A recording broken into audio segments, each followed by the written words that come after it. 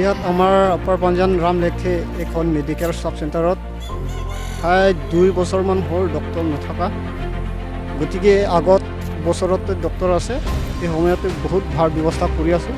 কিন্তু আজি পুৰা 2 বছৰমান হৈছে ইয়াত ডক্টৰ নথকা।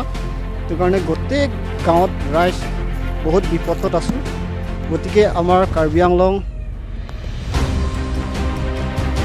ৰাম ৰহাং আৰু টিম কাৰ্বি আংলং গোটেই নেতাসকলৰ কাৰণে আমি অনুৰোধ জনাইছোঁ অতি সোনকালে ইয়াত মেডিকেলত ডক্টৰ পঠাবলৈ।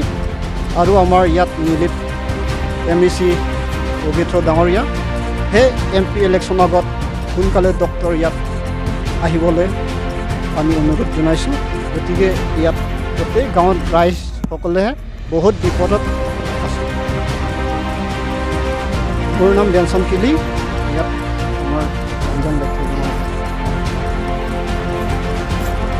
ইয়াত আমাৰ 18 গাঁৱত আছে।